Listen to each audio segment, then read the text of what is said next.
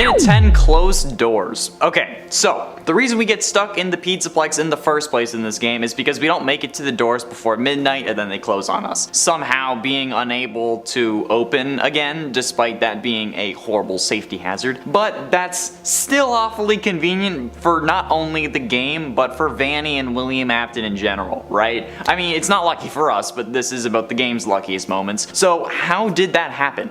Well, before the doors close, Freddy sends us to get a pass in order to free him from his green room, and then everything seems to go well for that part. But then, for some reason, without ever mentioning it before, Freddy tells us that he senses that we're broken and that he needs to bring us to medical so that we can get fixed up. Even though we are literally inside of him at the start of the game, and when he pulls us out he scans us, but this is suddenly a new problem. Well, we then get a run-in with Vanessa, and then Freddy fends her off, but other than that, we stay the same. We don't get healed, we don't get a band-aid, we get in the booth, instantly turn around and then start watching the scene in front of us, almost as if it was just to like build our trust with Freddy. After that, Freddy doesn't ever mention how we're broken or injured again, especially since after that little stop, even if you go full steam ahead the fastest you can go sprinting the entire time, you can't make it out the front doors. In 9, you're supposed to be on lockdown. Freddy, you're supposed to be on lockdown is the first line that we hear Vanessa say in this game, and it's also the start of the meeting that I just talked about. The one that we really shouldn't have had because we weren't injured? Yeah, well, interestingly, this conversation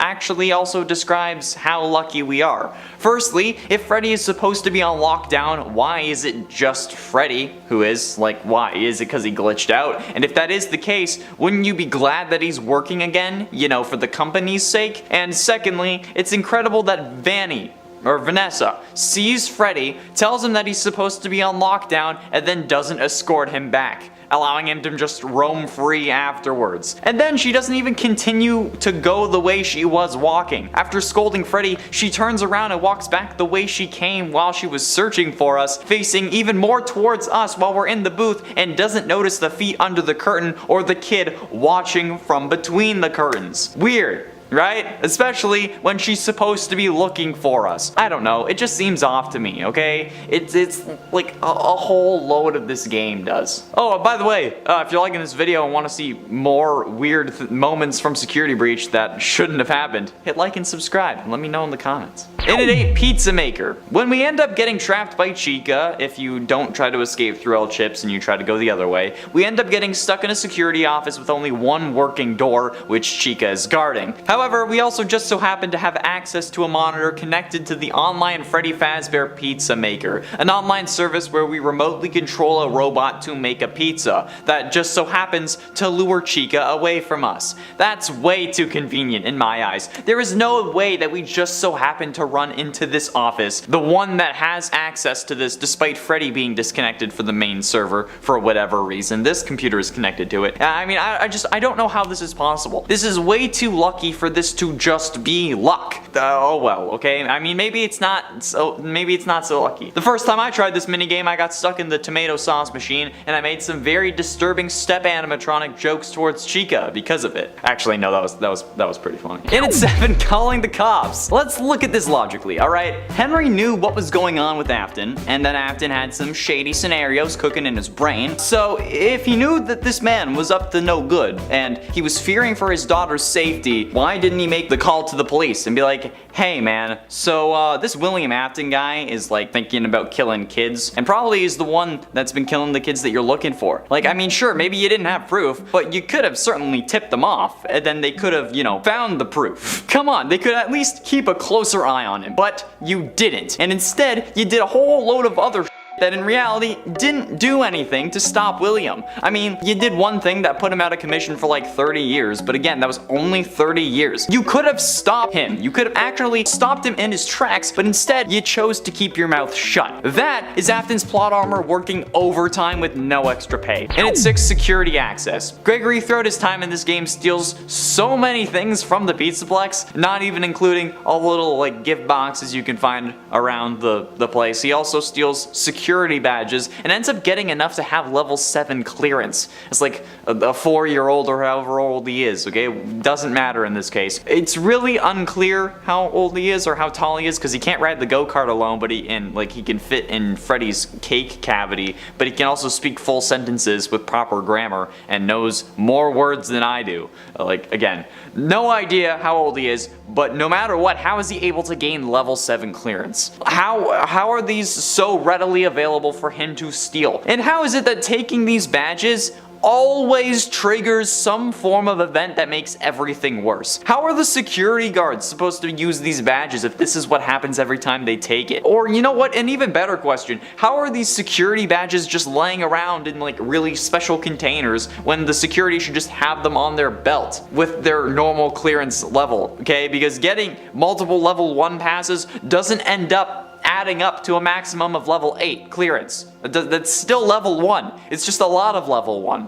Okay, I don't get it. It makes no sense. It's stupid. How we doing at number 5? Ice Cold Captive. Gregory in the Fazer Blaster ending actually orders the robots to disassemble Vanny since she just ordered them to disassemble Freddy. But like, disassembling a robot and a human are two very different things. Okay, trust me, I would know. I'm surprised the robots even listened to him. Adding on to that, the fact that Gregory is willing to kill Vanny here, it's pretty messed up, especially given that like most people assume that he's 10 or 11, which doesn't really seem to make sense. Either way, you could argue that he doesn't know any better, but clearly he does. Okay, this kid is able to destroy all 3 animatronics without a moment's hesitation, use their upgrades on Freddy, he's willing to kill Vanny despite seemingly knowing her like we see in the best ending, and then he burns Springtrap multiple times to make sure he doesn't take over Freddy. Okay, what the living hell is this kid doing? Like, how was he raised? How is he so nonchalant about literally doing all of this? This guy kills Vanny and then only gets emotional when he has to go talk to Freddy, who is destroyed. Dude, Vanny is bleeding out not 3 feet from you. She is torn to shreds and you're crying over a robot that can be fixed? Something isn't right about this kid. He's supposed to be the captive here, but he's the one putting everyone else in danger, I swear. In at 4, Fazer Blaster. Okay, is it just me, or is a place like the PizzaPlex giving away a golden version of their laser gun totally far-fetched? Because that's the story that we're supposed to be believing when we get the blaster after winning. That winning this game was essential because it was the only way to obtain the prize of the Fazer Blaster, that you can then run around and shoot people with. And when you do shoot those people, they will have a reaction no matter where you shoot them, as seen in the What If You Shoot Vanessa video here on YouTube. Which essentially means that this thing is a laser beam taser, okay? And I don't think that I should have to explain why that's a bad idea. So, why is not only this place giving away a laser taser, but also one that when shot disables your main feature animatronics? That seems like just literally the worst idea that you could think of. Almost as if they've never learned. Getting close to the end in number 3, First Victim. They say that a killer's first victim is the most important, since it might indicate what really got them to start killing, or other psychological clues that they can use to predict his next moves. But in the case of William Afton, his first victim was the daughter of his longtime business partner Henry, which is hella messed up because she was 3 at the time. And while we may have talked about how Henry dropped the ball before, this was the year that Afton's life started going downhill in the worst of ways. Cause like he started killing off kids, and then he sticks with that MO throughout the rest of the criminal career. Then like he also loses his kids after that. But the fact that his first victim was someone who trusted him, who didn't really suspect him of anything, even though her father did, is something that I fear. But ultimately, in at number 2, Destruction. Isn't it convenient that there is a way to break every animatronic that isn't Freddy, that leaves the animatronic broken in such a way that you can remove whatever aspect that you need to upgrade Freddy? Hell yeah it is. Like, it's so lucky that there is somehow a way to break each of these animatronics in like the perfect amount for the animatronics as well. There's no more and there's no less. We don't have to use the same thing twice. And it works the first time. Even like with Chica, okay? We push her into a trash compactor because she isn't actually crawling in, and then somehow we don't get crushed despite her grabbing onto us and trying to pull us with her. We only get pulled into another area of this mallplex thing that we can then get back to the main PizzaPlex through, instead of just being pulled into the trash compactor and having our heads explode. So yeah, needless to say that looking at it logically, it's extremely lucky that there is a way to destroy each of the evil animatronics in a way that allows us to get their specific upgrades, even though we didn't really need to crush the animatronics, and instead could have just chilled in Freddy's room until 6 AM when the doors opened. And finally, in at number 1, canon ending. During the true ending, or the Afton, burn trap ending, whatever the hell you want to call it, everything we experience is so freaking insanely lucky, like beyond even protagonist standards of luck. We have to fend off Burn Trap's attempts to take control over Freddy by setting him on fire using what are most likely the systems that Henry used to set the same building on fire in FNAF 6. I mean, it's incredibly thoughtful of the ground to only give out at the perfect moments that we fall into the room that we need to, with very easy to understand monitors set up connected to cameras in the various rooms that Burn Trap enters, and only those rooms, with buttons that light fires in the rooms that correspond to what the monitor sees. Plus, I mean, like, you really gotta think about it. How are these still working? It's clearly been a while. These cameras and old computers are still working for an unknown amount of years after being set on fire that was enough to ruin the building. Not to mention, after falling into a sinkhole that had to open up beneath it. How is this all still working after that? And not only after that, but all of these computer monitors are literal dinosaurs. Like if you go into an abandoned school library, this is what you will see. How did they work before the fire, let alone after? Okay, my parents have a monitor like this and it doesn't work. And I'm certain we took better care of it than a decrepit pizza brand that's been set on fire multiple times. So I don't know how this happened. In at 10 to Rockstar Row. During the so-called interrogation and torture scene in Parts and Service, or at least that's what people are calling it, based on the titles of videos on YouTube, Vanessa questions Freddy about Gregory and accuses Freddy of helping us, which I mean is true, but she shouldn't even have to accuse him. More on that later. After telling him that she's gonna leave him down there until he can get put on a new endo, which doesn't really make sense if his coding is the issue and not the endoskeleton itself, why would she leave to Rockstar Row through Roxy's lift? Why? When she could have easily just come our way and head into the main atrium. That's where Gregory is for the majority of the game, and that's where all the animatronics are patrolling and have been spotting him. It would make more sense to go there than to Rockstar Row, where he was seen maybe twice at this point. Like, I don't know, it seems weird to me. I don't understand. Maybe like the whole logic behind this is that since all the animatronics are out in the atrium, she doesn't need to be there, or maybe she needs to be somewhere where she can get to her Vanny suit quickly, but I don't know. Even if it is Vanessa taking over and not like glitch trap at this point, I still don't get why she wouldn't just go to the atrium. In at 9, Bag of Rocks. Before Vanessa leaves Freddy in Parts and Service, okay, she says that it's so that his casing can be put on a new endo after they probably have someone on the clock who can do it normally. But then after that, she doesn't seem to be suspicious that he's walking around in front of her maybe within like 3 minutes. What? Who would have repaired him if not for, like, if it wasn't Gregory? There's literally no other human in the PizzaPlex, or at least that's alive at this point, and you know, Freddy can't really do it himself. The whole cylinder thing is to protect humans. There are no staff bots in this section, and the only reason that you had to leave him was because nobody else was working. Hello? You there, McFly? Like, why would Vanessa be so chill about Freddy just like walking around in front of her? She literally left him with his head removed, and now she's like, what, assuming that he somehow did it himself, which is literally impossible as he was strapped down. Even if he had done it himself, why wouldn't she see him and then confine him to his room, especially after just accusing him of helping to protect Gregory? Okay, it's something that confuses me like so much, and I found it weird in my first playthrough, so I figured that if we got close to Vanessa, she would pull us out of Freddy, but like, I walked up to her to test it and nothing. She gave absolutely zero shits. Like, why? She's dumber than a bag of rocks at this point. It would have been so easy just to make like that little modification to her code for at least this part of the game, like making her a little bit more dangerous if she saw Freddy, but no, they didn't. In at 8, Princess Quest. The whole reason Princess Quest is a thing in this game was to lock Vanessa away in her brain and prevent her from regaining full control over her body.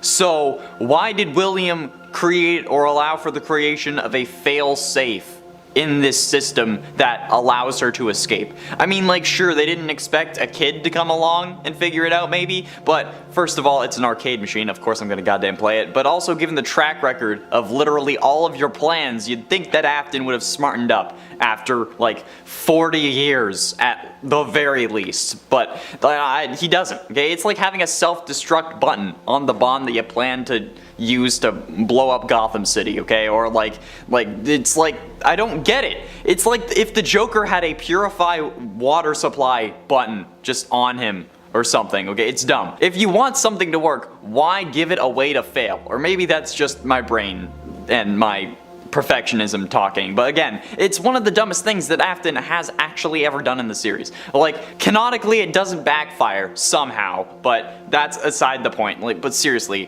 why would you have a way to undo your evil plans? A 4-year-old can do this. The fact that this wasn't the canon ending is actually just insane how that didn't happen. Just bury the third machine, at least, goddamn. Like, if that's the intention behind it, just bury it and leave it, okay? Fill it with concrete and leave it. Jeez. It had 7 paint cans. After starting the game and getting to the free roam section where you like have the tutorial for distracting animatronics, I just want to mention how goddamn lucky that is, okay? Like, one of the animatronics you're going to need to avoid, no matter how damn fine she is and how alluring she is, you still need to avoid her, is literally right there in front of you blocking your path. Yet, somehow, there is also a stack of paint cans randomly on in the middle of a random cart in the hall in front of you. Okay, why? That cart is also just for some reason blocking the hall that I'm sure multiple employees love having to walk around. But you know what? That's fine. It's fine that it's blocking the way because you can knock over the convenient and empty paint cans that are on top of it just so that Chica can come and investigate it. I don't, like, what?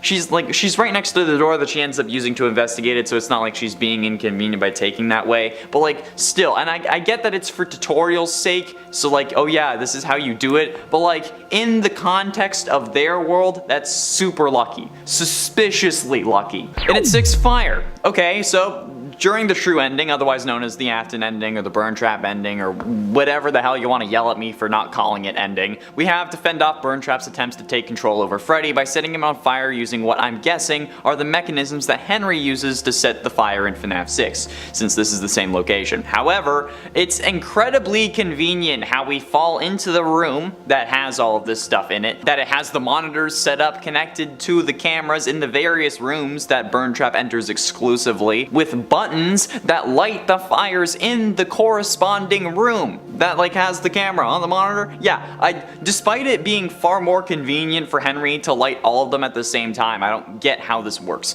Plus, I mean, like, if you think about it, how are these still working? It's clearly been a while, and some of the comments report that the PizzaPlex has been open for at least 4 years, which I don't know if it is accurate because, I mean, it's the YouTube comments. But if it is, these cameras and old-ass computers are still working 4 years after being set on fire that was enough to ruin the building. Not to mention also falling into a sinkhole that would have had to open up underneath it since we have to travel down an elevator to actually get into this section of the pizza place. How is all of this still working after all of that? And if you say that it was Vanny, that even adds more questions. Like, why make sure the fire systems are working and then they're set to being separate buttons? Plus, why have the computer monitors set up to look at the right area? I don't get it. And how are these these computer monitors are literal dinosaurs. How did they work before the fire, let alone after it? This is the kind of thing that demonstrates the line between luck and intent, because there was no way this many things lined up for him, excluding plot armor, because we kind of need to ignore protagonist syndrome for this entire list. But still, if this was just happening, that would not happen. Never. No way. Halfway through into number 5, worst Easter ever. Okay, from an in-universe perspective, in Security Breach, Vanny brought back seemingly this Earth's most prolific killer. But from a story perspective, it also kinda comes out of nowhere and feels forced. And in a game sense, he also just looks terrifying and then sends all the broken animatronics after us. And lore-wise, Afton's back again. However, he's also not entirely back this time, considering how this version actually seems to finally be dead, however only functional because maybe the coded version of Afton's consciousness is inside the animatronic. No matter what, this shouldn't have worked. He shouldn't have been able to have a sentient sentient code form possessed Vanny, but then also be able to be present in his actual body? Like what? Unless this entire time after getting spring locked, his consciousness was instantly turned into a code, and that was then controlling the Springtrap suit. And in a way, I guess, would make sense. I mean, it would make a lot more sense than him being possessed by the spirit of his son. But from everything we've gotten, including Ultimate Custom Night and the man in room 1280, he was possessed, but to be kept alive so he could keep suffering, okay? Meaning that none of this should have worked, but it did. In it for recharge. What's the deal with airplane food and Glamrock Freddy and needing to recharge every 5 minutes, okay? Like in the game sense, time isn't moving when I'm running around for 5 hours since I haven't actually progressed the story. So if this animatronic is supposed to need to recharge every hour only, why is this such an issue? And why does he only use power when we're actually piloting him like a mech? If this is the case, shouldn't this man also be losing power when we summon him to grab us from the 3rd basement floor? Like what? Why not? And why does he need to recharge but seemingly all the other animatronics don't? I never see Chica, Roxy, or Monty in a recharge station, okay, even if you are around when they should be, when the hour hits, okay, it's stupid, it's confusing, and it doesn't make any sense. It's almost like Freddy is doing this to us on purpose, either because he thinks that it's funny, or maybe he really is working for Vanny, but needs to gain our trust and make excuses for why he can't be around us all the time, so that he can just go and give her the information, or why he can't just why we can't hide inside of him all night, okay? There's something fishy going on with this animatronic, and I swear in the next game we're going to figure out that he betrayed us off screen. Or at least in the DLC we're going to figure that out. Getting close to the end, and at number 3, Moondrop. While there are plenty of times that Gregory could have been made in this game, particularly when Freddy gets grabbed by the Moondrop animatronic right outside of parts and service, that should have been it. You're trying to tell me that the daycare attendant, the dude who really wants to get us, told Vanessa that Freddy was in parts and service in the room or whatever, but didn't mention that we were in the recharge station that was right next to it? I mean, like, he knew we were there. He waved at us while taking Freddy away. What? Then, when she talks to Freddy, she's talking as if she doesn't know that we're listening in. It's almost like they put on a show. Like, sure, the daycare attendant isn't able to get us if we're in a recharge station, but we clearly aren't invisible to him because he literally waves at us. So why wouldn't he inform Vanessa about this while mentioning Freddy? And if he did, why not bring that up when talking to Freddy instead of just asking him if he's helping us?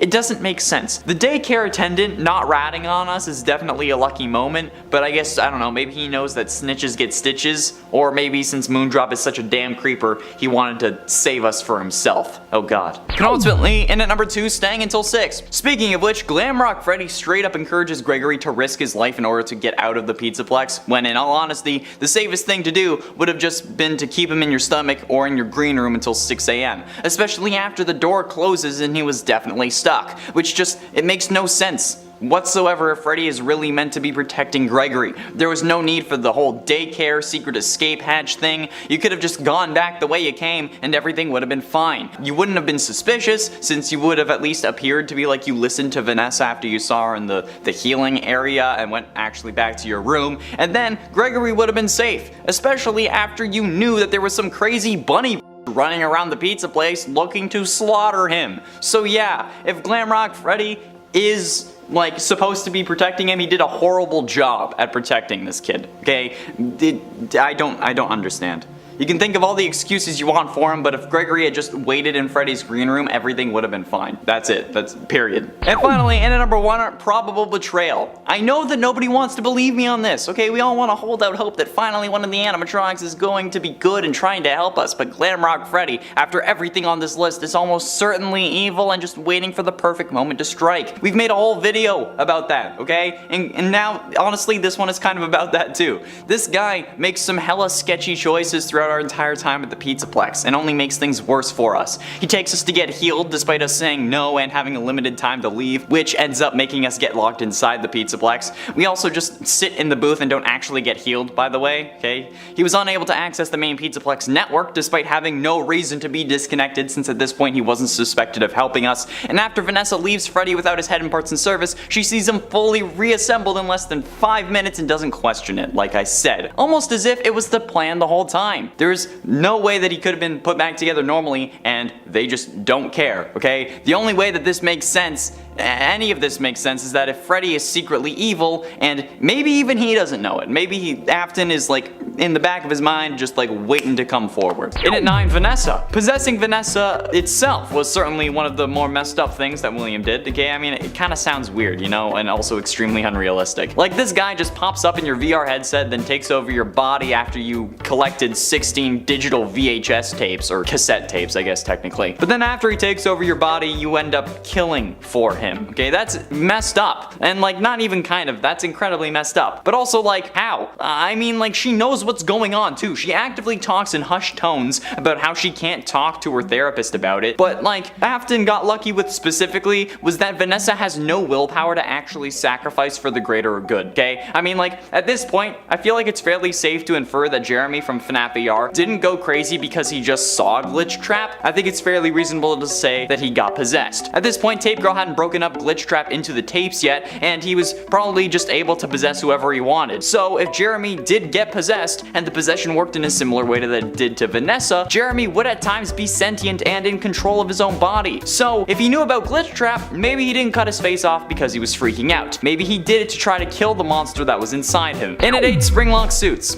The Springlock suits in general are also something that William and even Henry both got extremely lucky with. Like, while Henry may not have like designed the Springlock suits, he certainly let Afton create them and then allowed for their use in the restaurants despite them being incredibly dangerous to employees, only putting them out of commission when someone eventually got hurt and not actually being proactive because, you know, they are literal death machines. You make separate animatronics and then you have separate costumes, okay? That's the right move, that's the smart move, that's the safe move. But these so-called businessmen thought, yeah, I'll put the safety of my employees at risk by making them wear a hot as balls suit filled with robot parts that even with the slightest bit of moisture will shoot those robotic parts right back to where your bones are. What can possibly go wrong? Like, you think that Willy Wonka has OSHA violations? Imagine FNAF's OSHA violations. Oh wait, actually, you don't have to, because we already did a whole list on that. Be sure you go check it out. But seriously, the fact that nobody sued them because they were being put in these things instead of, like, you know, much safer and cheaper options of, you know, a fabric suit is insane. And at 7, stealing security badges. Not only is Gregory just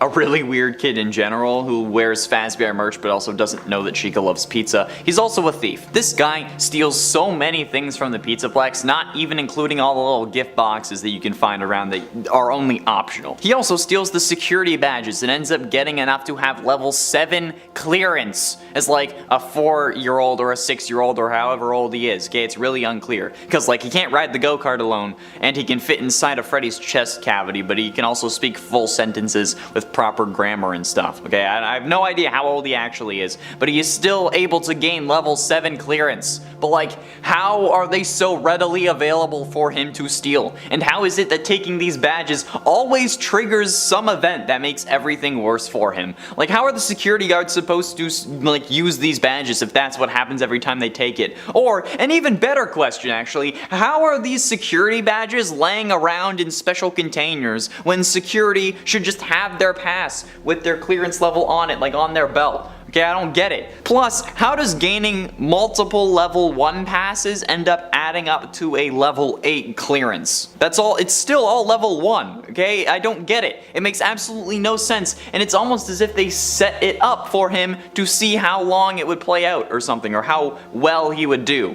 I don't know.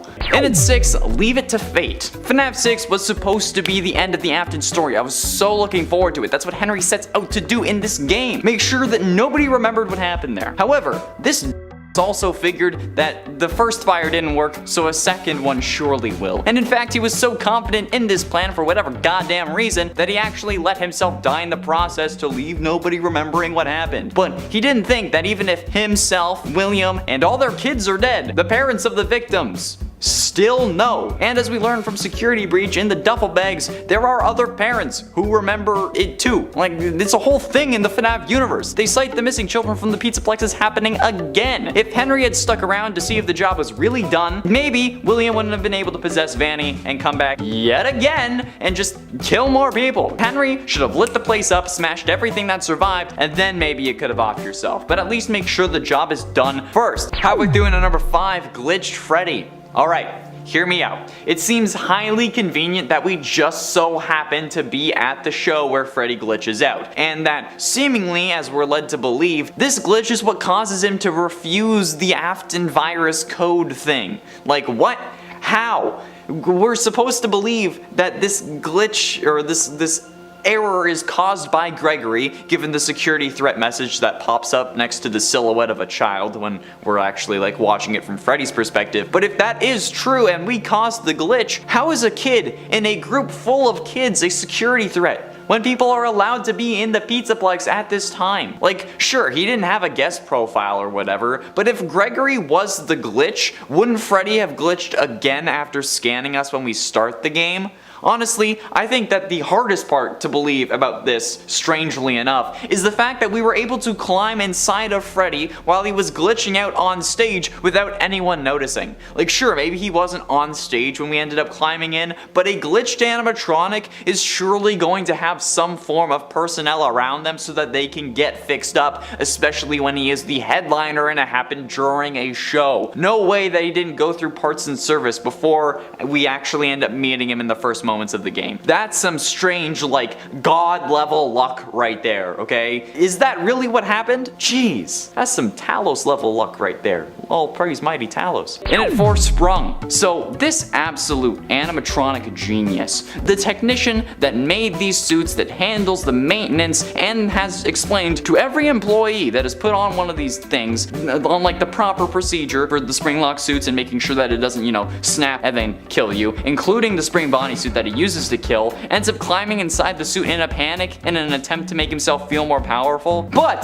somehow he's so smart that he didn't notice the leaking goddamn ceiling, which is already a health hazard, which you should have noticed beforehand. But then this also causes the spring locks that were active to snap shut, which would have killed him. However, this lucky mother hubber somehow managed to get possessed by someone who was so pissed at him that they kept him alive through all of his supposed to be deaths because they wanted William to suffer. Did they not realize how counterintuitive that is? The man literally wants to live forever and you are enabling him to do so. Old Man Consequences is right. Leave the demon to his demons. Rest your own soul so that Afton could finally die and then actually suffer in hell for all of eternity instead of a goddamn dream version that you made up when he was recharging underneath the PizzaPlex, or before he showed up in FNAF 6, or whenever you were goddamn torturing him with all this fake hell you made up. God damn it! But ultimately, and at number 2, baby. This guy is actually the luckiest motherfucker alive. This girl was killed by a robot her father made that was specifically designed to kill. She was then locked away in an underground storage unit where she was regularly shocked and tortured by scientists, technicians that William probably hired so that they could try and find out the answers to why she's possessed. She goes through all of this, is locked underground for like 45 years at least, and then goes on to try to make her father proud in FNAF 6. She literally says, quote, "I will make proud, daddy," while her father is literally in the building with her. Girl, this man is the reason you are dead. Literally, there is no debate about it here. This is 100% William's fault. And the fact that he didn't put a blacklist of people not to kill only makes this more on him. But you still want to make him proud? And finally, and at number 1, the Palladium rule. I will stand by this until the day I die. And you know what? I used to call it the Platinum rule, but now it's the Palladium rule because it's a meme and I love it. The most ridiculous but luckiest thing that has ever happened in FNAF was the fact that William Afton killed people in his own place of business and then didn't get caught. I don't know if this was always his intention, but like, who the absolute living hell would think that this is a good idea? Seriously, even if it's a TV show, okay, How I Met Your Mother does have some good lessons. One of those is Barney's Platinum rule, which is if you have to see the person every day because you work with them or they live in an apartment next door to you, okay, don't engage in some form of relationship, okay, because come a breakup, which is statistically probable, it just results in awkwardness and pain. And while this isn't the exact same thing, you are at this building all the time. Your name is a part of the company, so why would you think that this is a good idea? Literally go anywhere else, okay? You ended up even getting banned while there was an investigation underway. I don't get it. And it's at hints. Once we started looking for lore hints and clues in more than just the games, we knew that we were going to be in for some extreme buffoonery with this series. I mean, like, looking in the game files is one thing, okay? People do that all the time, especially for popular games. But once we had to start looking in the source code for Scott's different websites, and then everything that followed that, we knew that there was nowhere safe from his tricks. We learned multiple things thanks to the fast facts found in FNAF AR's files. We know that after Sister Location, Baby gets into a fight with the rest of Ennard and gets kicked off the island because of the source code. We got so many 8s and 7s before the release of FNAF 4 that we found a real-life pizza place on Google Maps, and we were looking so deep we ended up finding the original names to files to find the name of Vanny before it was even released. So yeah, needless to say, it's certainly been a wild ride since we saw those 8s and 7s in the source code. And then it only got more intense. Can't wait to see where this series goes with the hints next. Oh, probably just scrolling them on the inside of my eyelids. In 9, hiding spot. How the absolute living hell did anyone end up getting away with this? Like, the smell of rotting bodies inside of animatronics would ruin the atmosphere. The heat of the animatronics moving as well, that would just speed up the decomposition, and the animatronics are in front of people every single day. And they even started complaining that the animatronics were leaking blood and mucus and were, quote, smelling like death. If this was real, and William getting away with this wasn't important for the plot of life, he would have been cut instantly. Like, oh, we never found the bodies of these kids. How about we look in these leaking animatronics? Because, you know, they're leaking blood and mucus and smelling like death. Oh, wow, look at that. There's bodies here. We found those missing kids. Afton, you're under arrest. Boom. Like, instantly. I don't get how this wasn't an open and shut case. Like, straight up. He was so goddamn stupid. Like, he shouldn't have made it past the first game. His plan is a whole dumpster fire of bad ideas. But the entirety of the series would be different had he not hid the bodies in the animatronics. So, well played, I guess, William. And at 8, betrayal. Top 10 worst anime betrayals, but it's FNAF. In Sister Location, we thought we finally had a nice animatronic. The first nice one. Like basically a prototype of Glamrock Freddy. Baby was giving us tips on how to survive. She helped us get through Belora's gallery. She really seemed like she wanted us to live. But then, what do we get for trusting her? Scooped and stuffed just like a Thanksgiving turkey. Sounds like my last relationship. That sounded weird. That's not what I meant. I didn't mean that. I meant, like, that's what we get for trusting her.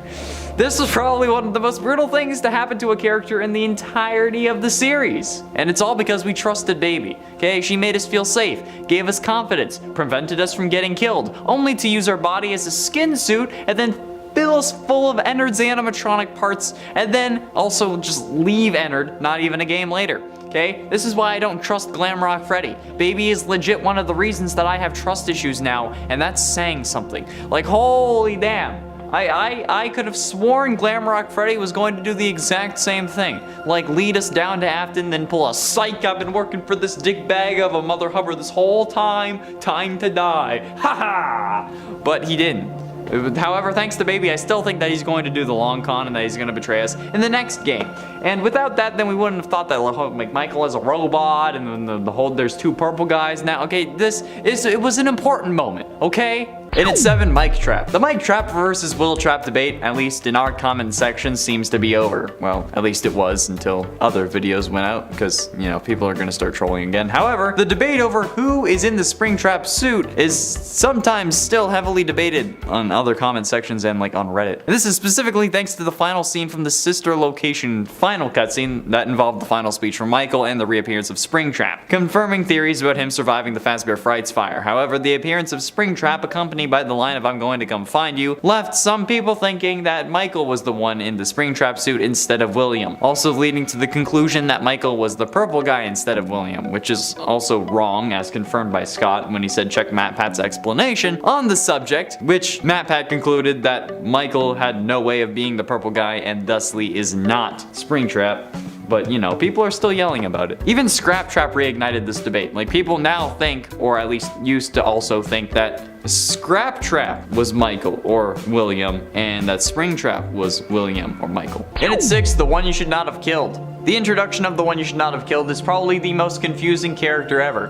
While we have had more confusing moments, the argument over who the one you should not have killed, aka the vengeful spirit isn't over. But no matter if it's Cassidy or Crying Child, the vengeful spirit was introduced as an explanation as to why Afton always comes back. A spirit that was possessing him and keeping him alive, which I called. I called that Afton was still living in the Springtrap suit, but all of you didn't believe me. And here we are. He was alive in the suit. And even after that, for some reason, you don't believe that I'm right about Crying Child being the one you should not have killed instead of Cassidy. Despite my over, like, 350 different videos on FNAF. Okay, I feel like I know enough about this series, especially with the calls that I've made in the past.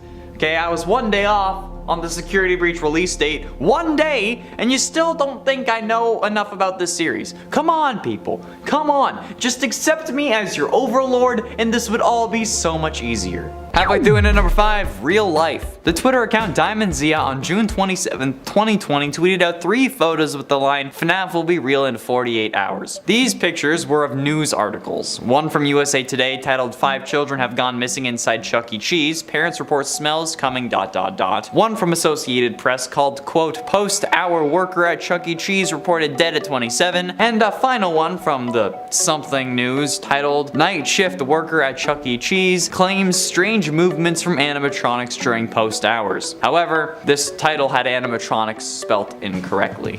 It said amicatronics. Everyone was freaking out and pictures of the articles, particularly the first one, were shared all over the internet. People were like absolutely spamming everyone, especially because this was around the time where Chuck E. Cheese had announced its closure. However, people didn't realize that these were fake. How are they fake, do you ask? It's easy. They just edited the source code, okay? Because you can change what anything says on a website, but it will only change for you until you reload the page, okay? And you can do this by editing the source code. You just need to find the aspect you're looking for, and then you can change what it says. Once you do that, you can do basically whatever you want. You can even change pictures, okay? So whoever made the original image just found an article from USA Today. It didn't even have to be about Chuck E. Cheese because they could have changed the picture, and they just changed the title to 5 missing children going missing, and like the same thing with the other articles, hence why there were only images of the articles and not actual links. It was a hoax that blew up and people actually believed it, and some still do. And it for soft reboot. The soft reboot the series is undergoing at the moment, and more so at the time that Help Wanted was released, was something that we had never seen before. Well, at least in the FNAF series. And seemingly started the trend of characters from games becoming sentient and trying to escape the confines of games and come into the real world.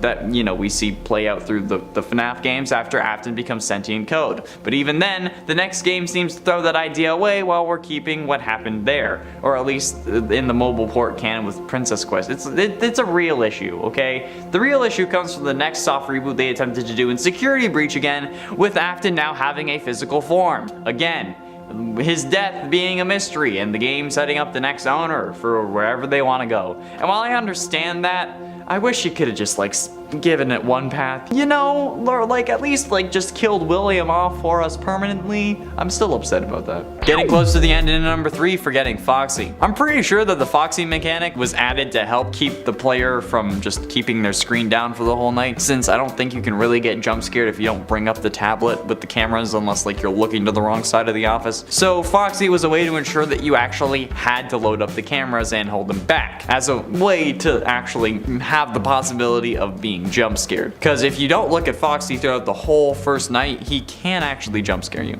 However, forgetting about Foxy and not checking Pirate's Cove is a horrible idea, even if unintentional. My personal strategy is to put the camera on Pirate's Cove when you close the tablet, so that you make sure that when you open it the next time, Foxy gets his dose, okay? He gets his attention. And just like Peanut, the SCP, he'll stay in place. And that just makes sure that I don't forget about him either. Because my reaction time isn't fast enough to stop him from getting into the office. And ultimately, in number 2, FNAF 4. Not only is the spring locking important, and on top of embarrassing, but the next game, FNAF 4, is one of the most pivotal moments in the series. After what Scott intended to be the original end to the series after 3 games, he came out with a 4th after the community was disappointed with the Springtrap jump scare. So lo and behold, we get the nightmare animatronics, and the story of Crying Child, who still doesn't have an official name, since the N in Evan is a stretch and the whole Gregory thing is still up in the air. However, this kid really changed the way we looked at the series, from thinking that William was a grieving father to, after looking closely, that he instead designed these animatronics to kill, and the mysteries of this game.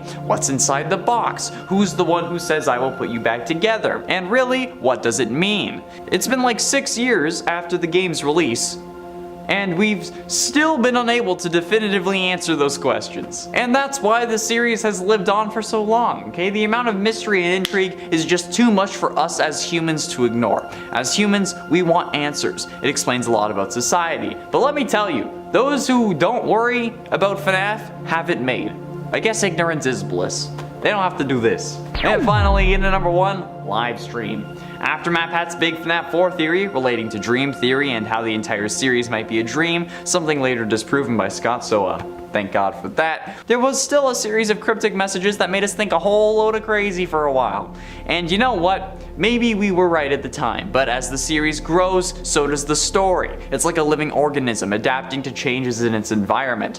Why would Toy Chica be missing her beak? And 4 games, 1 story could have made sense back then, but now we're not entirely sure if they have an impact anymore, since it's definitely more than 4 games. At the time, we thought that this meant that Crying Child was Michael Afton, something that honestly kind of made sense, in the weird FNAF way of making sense. But now, we've decided that it's not the case, and honestly, I think that this is the way the series will stay. Not about the Mike thing per se, but specifically that we will never know what's really going on, and that the story will instead be what we as fans make it instead of what Scott might have originally intended. Sure, he can help gesture us in a better direction that would make more sense with what he wanted and what he has planned, but I don't think that we'll ever know what Scott originally thought the story of the series would be. Hence why when Daco asked him which FNAF 3 ending was canon, Scott said he wouldn't answer. In at 9, Mrs. Afton's death. This is more so embarrassing because of the community as a whole. The story of Mrs. Afton, if there even is one, is a mystery that we've been debating for ages. A story that hasn't even had a slight amount of explanation, okay? No references, no mention of an actual name, nothing. So naturally, there are theories. However, these theories have no actual base in game lore, and instead focus on FNAF animated music videos, and stories, and fan fictions that are treated as canon, and sometimes heavily so. The truth is that we have no idea what happened to Mrs. Afton currently, alright? We don't even know if there really was a Mrs. Afton or if it was just like a baby mama or a one-night stand, or like maybe William ended up having like a surrogate so that he could have children of his own, alright? His kids may also just be adopted. There's a whole series of explanations as to what can actually be the case. But either way, for some reason, okay, and I don't know what really caused this to pick up, a load of people think that Mrs. Afton died in a car accident. Like, I mean, it's a possibility. That doesn't mean that it's canon, okay? Technically, there's infinite possibilities, okay? I mean, there are also others that think that William killed her or that she just left him because she found out what he was into, but then again, for some reason, she would also have had to leave him with his prime demographic. Others think that the reason that she left was because he started killing. Others think that she died in a plane crash. And you know what? All are equally possible, but nothing is actually canon, so stop treating it like it is, because frankly, it's embarrassing. In at 8, Princess Quest. Another embarrassing moment for William. Alright, the whole reason he made Princess Quest a thing in the first place was to lock Vanessa away and prevent her from regaining control of her body whenever William needed it, okay? So why the hell did William create some sort of fail-safe to let her escape? Like, okay, maybe he didn't expect Gregory to come along, or maybe he did and figure it out, I don't know. But given the track record of this series and the amount of times William himself, just alone, has been burned, literally, you think that he would have smartened up already. But, you know what? He didn't. And you know what? It's like having a self-destruction button, okay? It's like having something on the inside of the Iron Man suit, or on the outside of the Iron Man suit, that someone can just tap, and then boom, it doesn't work anymore. Like, why? Why would you do that? It's stupid. If you want something to work, why give it away to not work? Like, this is one of the dumbest things that William has done. And it's 7, True Ending. The true ending of Security Breach is seemingly the scariest part of the game. This one is unlocked by finding the secret elevator in the section in Roxy's Raceway. It's down the stairs from where you find the test driver head. This requires your Freddy to have the Monty Claus and the Chica voice box, I guess. However, it is also possible that you can only get through it with the voice box if you like call Freddy to you. He can like appear on the other side of the gate and then smash through it because he's required to. But yeah, you have to do this after you stay to complete the game. You have to deal with a boss battle with one go, okay, without saving. So that's gonna be a pretty rough time since save states are disabled after you could have escaped. After making your way into Springtrap's area, Freddy will be taken over by Springtrap, and it's up to Gregory to defeat him using one of the 3 monitors and then pressing buttons to burn him. Players will also need to avoid the animatronic enemies that come for Gregory and use the doors to temporarily lock them out. When Springtrap is finally burnt for the final time, the blob, which was the whole tentacle monster thing, will attack him, making sure that he doesn't get free. At least, we hope that that's the case. Freddy and Gregory will be shown escaping and then sitting on a hill together, which is the first time a character has run away with an animatronic, and where an animatronic has not been a bad guy who ultimately betrays us in the end. So, yeah, that's significant, okay? Don't question me. And at 6, PizzaBot. One of the most interesting things to me in Security Breach was the PizzaBot minigame, where you choose to go to the bottom of the PizzaPlex, and then like you go through the vent and try to escape the PizzaPlex instead of going through L chips. At that point, you end up getting locked in a security office where Chica is outside the only working door. So, to lure her away, you need to make a pizza using one of the chef bots. So then she goes and gets the pizza, and then you can leave through the door. It's actually like a really cool look into like the Fazbear Kitchen and how it operates now, with service bots kind of taking up the positions of people because they can be unpaid, but also I'm guessing are more reliable to not kill people than humans, which is kind of funny when you're talking about this series. However, the funniest part about it was when I got stuck in the sauce machine and decided to say, "Oh no, Step Chica," and that's what made this embarrassing for me. I said in a different video I would talk about it at some other point, and this is that point, okay? I don't know how it happened, but when I was making the pizza, I got phased into the sauce machine, which resulted in me being unable to actually finish the pizza, so I just had to wait to be jump scared to retry. But while I was waiting, I decided to say, "Oh no, Step Chica, I'm stuck in the sauce machine. I hope nobody comes by and licks sauce out of my," and then I won't finish that sentence because I think it's fairly evident where I was going. Yeah, that was a low moment for the barnacle. Halfway through into number 5, Dream Theory.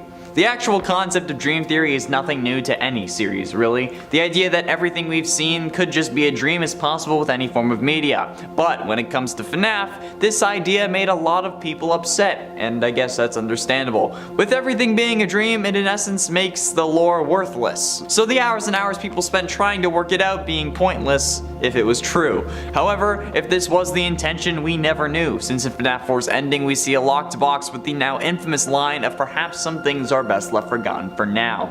And that "for now" has been around 6 years. Currently, according to Scott, from what I've seen, nobody has actually solved FNAF 4 yet, but then again, I don't think Scott knows who we are, so maybe I have and he just doesn't know it. But with the game surrounding a kid in a coma who's experiencing nightmares after getting chomped on by a seriously overpowered animatronic jaw, I think us getting the idea that this could be indicating that everything is a dream is a little on par for what the actual course was at that point. We were so invested at this point that we actually started scanning the source code, and again, found a real-world pizzeria thanks to the multiple 8s and 7s, and I still don't know if that was accidental or not. I don't think anyone does. I don't know if Scott actually knew about that or not. Maybe he was the one who put that on Google Maps. In at 4, Disturbing Desires. So this is something that I've noticed in the comments that actually worries me, as well as pretty embarrassing. So we've made a series of videos about how we could turn the closed Chuck E. Cheese restaurants into FNAF joints, okay? Or even like just one ideal location. Not in Utah, though, ironically. But you see, in the comments of those videos, which you should totally go watch, by the way, then share them with Scott, because I want to kind of do that even if it's just open for like a week or a weekend. And I mean, like, if Mr. Beast can open fast food, I'm sure Scott can make this happen, okay? The comments, though, on those videos are full of various people telling me how they think it would be a great idea, because then they could die in the FNAF restaurant and go on to possess an animatronic. What? Why the absolute living would you want that? First of all, okay, possession, Not real. That's not a thing in real life. I've yet to see real evidence of it or anything else paranormal. In addition to that though, even going by FNAF rules, you would need to suffer in order to die and generate the agony that is needed to possess something. Since in FNAF, all possession is actually just a manifestation of your extreme agony grabbing onto something that's nearby, as we learned from Fazbear Frights and Dr. Phineas Taggart. Getting close to the end in number 3, Springtrap. Being the genius behind some of the most advanced robotic technology in his universe, we expect a lot from William Afton. He's the suit technician, but he's also the main killer. So, he should really know what he's doing, right? Well, apparently not. Since after discovering that the original 5 animatronics were possessed, he disassembles them to learn their secrets. This inadvertently releases the spirits of the original 5 victims, causing William to panic. Which is fairly reasonable, since firstly, they're freaking ghost kids, and ghost kids are the scariest kind of ghost. And also, because they're ghost kids that he killed. So, this absolute animatronic genius, the mastermind behind everything, the technician that handles the suit maintenance and is explaining to every employee the proper procedure for the spring lock suits, including the spring bodysuit that he uses to kill, ends up climbing inside the suit in a panic in an attempt to make himself feel more powerful and maybe scare the ghost kids off. However, since he's so smart, he didn't notice the moisture in the room, the leaking ceiling, the puddles on the floor, causing the spring locks that were active at this moment since it was in suit mode to fail, which would have killed him had he not been possessed by the vengeful spirit. But I mean, without Springtrap, we don't have FNAF 3, and we don't have, like, literally any other game after that, so kind of important. Penultimately, in at number 2, purple versus pink. The purple versus pink guy debate is the Mike versus Will Trap debate, okay? But it's from the early days, when all we had to worry about was different colors and not like 14 different purple characters. This debate came after FNAF 2's Foxy Go Go Go minigame, where some fans believed that the guy standing in the corner all smiley was a different group of dead kids, and it was a different killer because he was slightly lighter. That's right, he was not the exact hexadecimal code for purple that we knew, so we thought it was a different person. And you know what? This is stupid. Don't do this, okay? They're all the purple guy. It says so in the FNAF, like, handbook or whatever it's called. It says purple guy, okay? He's the purple guy. Stop it. Leave me alone, okay? I only use the pink guy when I need an extra slot on a list because there's not enough William Afton versions or something like that, okay? It's purple guy. And finally, in at number 1, the bite of 83. The bite of 87 was one of the most mysterious moments in the entirety of the FNAF series, and it was introduced in the first game. Being introduced in the series into FNAF 1 from 2014, the bite of 87 has remained one of the most debated points in FNAF history, and we can't quite agree on what happened. At first, we thought it was Golden Freddy who caused it, then Freddy, then Mangle, then Fredbear, then Toy Chica, then back to Mangle, and then everyone in between. And everyone has their own opinion on the subject, but for some reason, most people think that FNAF 4 is the bite of 87. However, it's been confirmed that it's the bite of 83. Okay, if you Google the bite of 87 as well, you get pictures from FNAF 4, which is not helping. And I don't think it helped that one of the most famous lines Markiplier has ever said was that the bite of 87? It wasn't, Mark. I'm sorry. Okay, it's been years. Everyone needs to stop it, okay? The bite of 83 is FNAF 4, and I still see it in the comments today, so stop it.